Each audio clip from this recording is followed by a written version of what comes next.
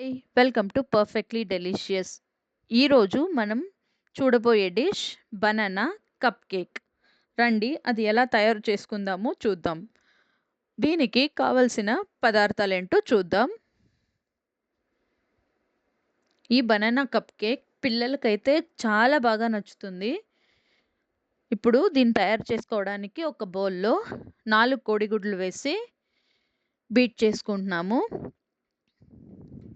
ఇది ఒక్క నిమిషము బీట్ చేసుకోండి.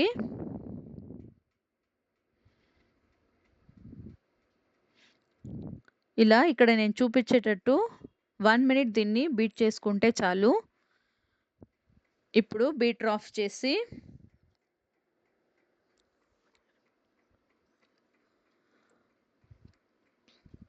చూడండి ఇలా పొంగితే సరిపోతుంది. ఇప్పుడు ఇందులో ఒక్క చిటికెడు సాల్ట్ కలుపుతున్నాను. ఇందులోనే ఒక్క స్పూన్ వెనిలా ఎసెన్స్ కలిపి బాగా 2, 3 నిమిషాలు దీన్ని బీట్ చేసుకుందాం.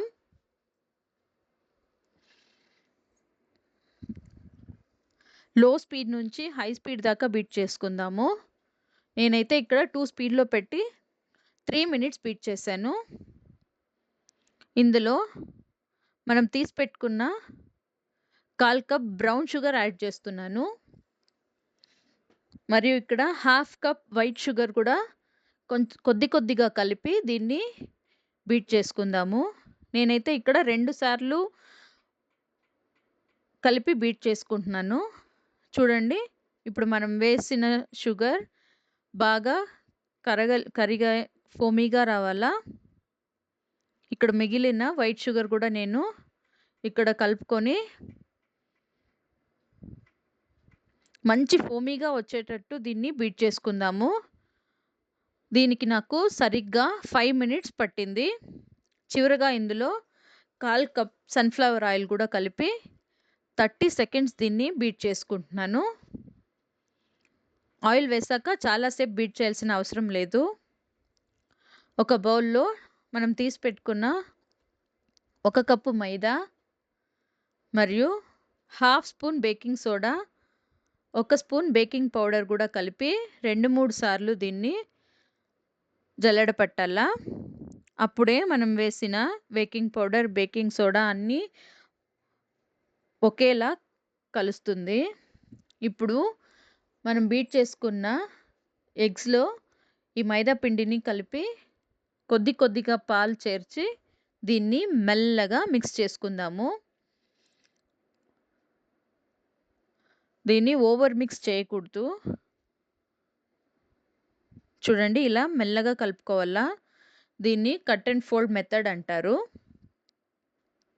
నేను దీన్ని 2, 3 బ్యాచెస్‌గా కలిపి మిక్స్ చేసుకుంటున్నాను.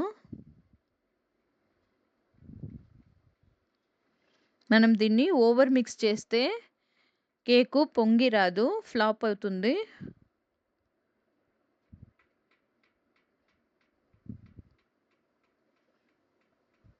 చూడండి ఇలా మెల్లగా అన్ని వైపులు కలిసేటట్టు మిక్స్ చేసుకున్నాను. ఇందులోనే నేను తీసి పెట్టుకున్న 2 అరటిపళ్ళ గుజ్జు దీంట్లో వేసి మెల్లగా అన్ని వైపులు కలిసేటట్టు మిక్స్ చేసుకుంటున్నాను.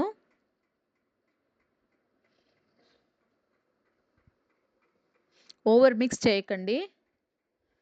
ఇప్పుడు అవన్నీ 15 మినిట్స్ ప్రీ హీట్ చేసుకుందాం. మనము బీట్ చేసుకున్న మిక్స్‌ని కప్ కేక్ లైనర్స్‌లో ఫిల్ చేసుకుందాము.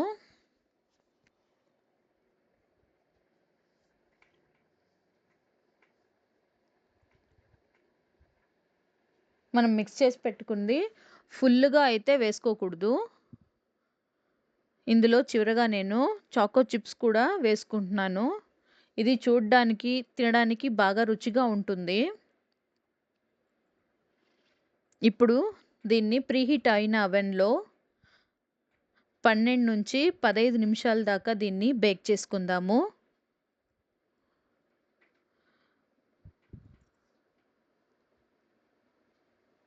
ఇప్పుడు కప్ కేక్ బేక్ అయిందో చూస్తాము. చూడండి, బనానా కప్ కేక్స్ రెడీ అయింది. చాలా బాగా వచ్చింది. ఇది చూడ్డానికి, తినడానికి కూడా చాలా రుచిగా ఉంటుంది.